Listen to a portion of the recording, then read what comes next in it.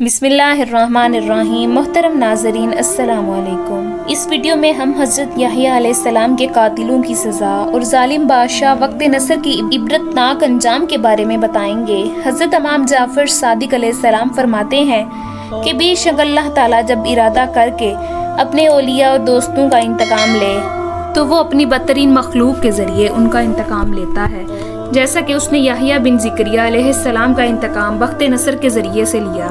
جس وقت بیت المقدس ہوشیار بادشاہ روزی نے حضرت یحییٰ علیہ السلام کا سر مقدس آپ علیہ السلام کے بدلے مطہر سے جدا کیا تو آپ علیہ السلام کے خون کا ایک قطرہ زمین پر گرا جو ابلنے لگا۔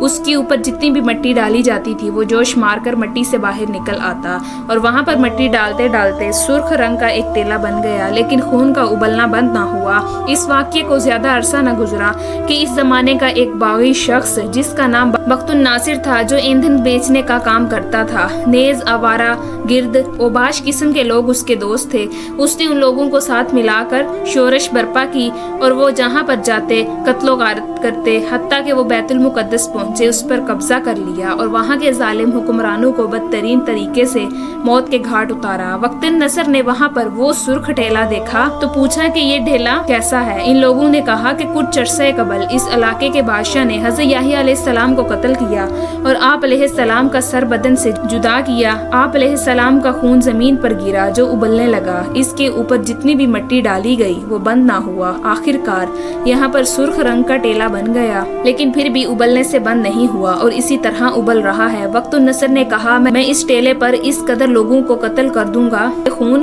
خود بخود ابلنے سے رک جائے گا، اور اس کا یہ ارادہ بیت المقدس اور اس کے اطراف کے لوگوں کے لیے مکافات عمل ہے، کیونکہ کہ انہوں نے حضرت یحییٰ علیہ السلام کے قتل پر خاموشی اختیار کی اور اس ہوس پرست قاتل بادشاہ بے روزی اس پر زبان اعتراض نہ کھولی۔ وقت النصر کے حکم سے اس ٹیلے پر 70,000 افراد قتل کیے گئے، لیکن خون کا ابلنا پھر بھی بند نہ ہوا۔ وقت النصر نے پوچھا کیا اس علاقے میں کوئی شخص باقی بچ گیا ہے؟ ان لوگوں نے بتایا کہ فلاں جگہ پر ایک بوڑھی عورت رہتی ہے، غالبا یہ رضیہ تھی۔ اس نے کہا اسے یہاں پر لا کر اس ٹیلے کے اوپر قتل کرو۔ سپاہیوں نے اس کے حکم پر عمل کیا اور اسے لا کر ٹیلے کے اوپر قتل کر دیا۔ اس کے بعد خون ابلنا بند ہو گیا۔ وقت النصر شام میں بیت المقدس اور برسطین کو فتح کرنے کے بعد بابل پہنچا، وہاں پر ایک شہر آباد کیا۔ اس کے بعد پیغمبر خدا حضرت دانیال علیہ السلام کو گرفتار کر کے اس کنویں میں ڈالا۔ ایک شیرنی بھی اس کنویں میں ڈالی تاکہ وہ انہیں پھاڑ کھائے۔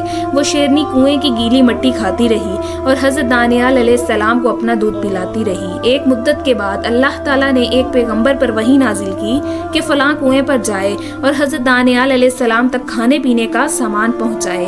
وہ پیغمبر کنویں پر آئے اور آواز دی اے دانیال علیہ السلام۔ حضرت دانیال علیہ السلام نے کہا ہاں میں بہت دور سے آواز سن رہا ہوں۔ اس پیغمبر نے کہا اے دانیال، آپ کے خدا نے آپ پر سلام بھیجا ہے اور آپ کے لیے کھانے پینے کا بندوبست کیا ہے۔ اس کے بعد کھانے پینے کا وہ سامان ڈول کے ذریعے نیچے پہنچایا۔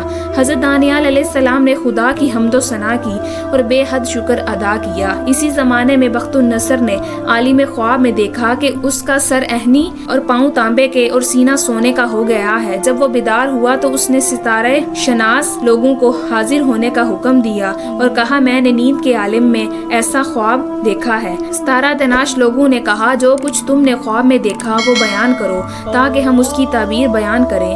وقت النصر غصے میں آ گیا اور کہا میں صالحہ سال سے تم لوگوں کو برکے لباس اور روزی دے رہا ہوں، لیکن تم لوگ نہیں جانتے کہ میں نے کیسا خواب دیکھا ہے، بس مجھے تم لوگوں سے کیا فائدہ۔ پھر اس کے حکم سے سب ستارہ شناس لوگوں کو موت کی نیند سلا دیا گیا۔ اسی دوران میں وہاں پر موجود افراد میں سے کسی نے بخت النصر سے کہا اگر تم کسی ایسے شخص کی تلاش میں ہو کہ جس کے پاس علم و معرفت ہو، فقط اور فقط اس شخص کے پاس ہے جسے تم نے کنویں میں قید کر رکھا ہے اور ایک شیرنی وہاں پر چھوڑی ہے تاکہ وہ اسے کھا جائے، لیکن شیرنی نے نہ صرف یہ کہ اسے نقصان نہیں پہنچایا بلکہ گیلی مٹی کھاتی ہے اور اس شخص کو دودھ پلاتی ہے۔ وقت النصر نے اپنے کارندوں کو حضرت دانیال علیہ السلام کے پاس بھیجا۔ ان لوگوں نے حضرت دانیال علیہ السلام کو اس کے سامنے حاضر کیا۔ اس نے پوچھا میں نے خواب میں کیا دیکھا ہے؟ حضرت دانیال علیہ السلام نے فرمایا تو نے خواب میں دیکھا ہے کہ تیرا سر لوہے کا، پاؤں تانبے کے اور سینہ سونے کا ہو گیا ہے۔ وقت النصر نے کہا عام خواب تو یہی ہے، میں اس کی تعبیر جاننا چاہتا ہوں۔ حضرت دانیال علیہ السلام نے فرمایا اس की ताबीर ये है कि एक ईरानी गुलाम तुझे 3 दिन बाद कत्ल कर देगा। वक्तुन नसर ने कहा, मेरे पास 7 किले हैं और हर किले के दरवाजे पर कई एक मुहाफिज खड़े हैं। इसके अलावा हर दरवाजे पर एक मुर्गाबी है जो हर नए आने वाले शख्स को देखकर चीखती चलाती है और सिपाही उसे गिरफ्तार कर लेते हैं। हज़रत दानियाल अलैहिस्सलाम ने फरमाया, जैसे मैंने कहा है जरूर बजूर ऐसे होगा। वक्तुन नसर ने बतौर एहतियात अपने मखसूस लश्कर को तैयार रहने का हुक्म दे दिया और कहा, जो भी नाआशना शख्स नजर आए उसे कत्ल कर दिया जाए। उसके बाद जनाब दानियाल अलैहिस्सलाम ने कहा, तुम 3 दिन तक इधर ही रहोगे। अगर ये 3 दिन सही और सलामती से गुजर गए और मुझे कुछ ना हुआ तो तुम्हें कत्ल कर दूंगा। हज़रत दानियाल अलैहिस्सलाम को वहाँ पर ही कैद खाने में बंद कर दिया गया। पहला और दूसरा दिन सलामती से गुजर गया। जब तीसरा दिन हुआ तो वक्तुन नसर का दिल अपने महल में तंग आ गया। उसने इरादा किया कि महल के सहन में थोड़ी देर के लिए चले फिरे और ताज़ा हवा खाने के बाद दोबारा अपने महल में पलट आए। इस तरह ये तीसरा दिन भी सलामती से गुजर जाएगा। जब वो अपने महल से बाहर आया तो उसकी एक ईरानी जवान से मुलाकात हुई जिसे उसने अपना बेटा बनाया हुआ था, लेकिन उसे ये मालूम नहीं था कि वो ईरानी है।